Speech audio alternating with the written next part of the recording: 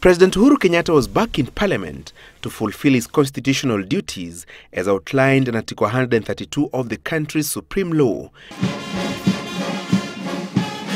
Kenyatta largely focusing on the fight against corruption that has split his Jubilee administration amid claims from allies of his deputy Dr. William Ruto that the purge has been weaponized to scuttle his 2022 presidential bid. There will be no turning back. There will be no sacred cows and no compromise. The fight must be won because it is a fight for the soul of our nation. The public, seemingly disillusioned by consistent reports of grand theft of public resources, has been piling pressure on the president to fry some big fish, ostensibly to portray his seriousness in the graft war. Honorable members,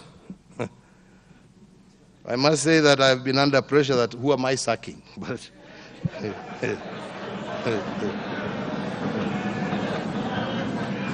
no.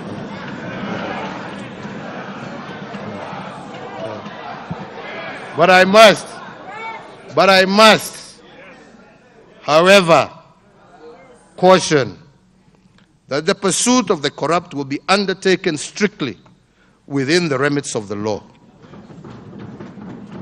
It will not be done through vigilante justice and pitchfork protest.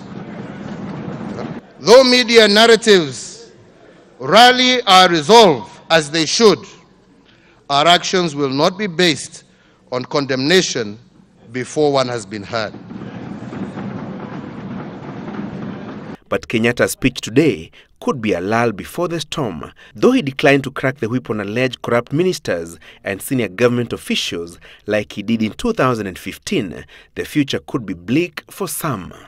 I once again undertake that anyone whose case goes before court will be removed from government, and any individual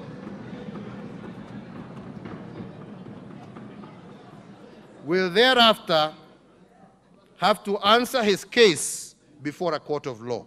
With fresh blood at the Directorate of Criminal Investigations, the Directorate of Public Prosecutions, and the Ethics and Anti-Corruption Commission, the president hopes the war on graft will be won, despite the new office holders coming under a barrage of attack from a section of the political class for alleged favoritism in the purge. So far, assets worth 1.1 billion shillings from proceeds of corruption had been preserved through the Asset Recovery Agency, with another 72 million shillings worth of assets forfeited to the government. Recovery proceedings for corruptly acquired assets worth 7.5 billion shillings have been instituted, while bank accounts holding 264 million shillings had been frozen. But the judiciary, according to Kenyatta, remains a weak link in the graft war. We need to ensure that corruption cases are heard and determined on a priority basis.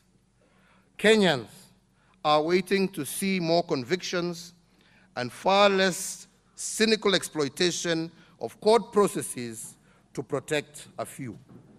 That corruption is a national scourge is no longer in doubt, more so when billions of shillings meant for key national projects end up in the pockets of just a few.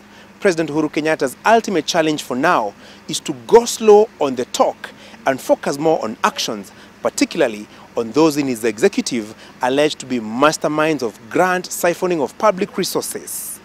Francis Gashuri, Citizen TV, Parliament Buildings, Nairobi.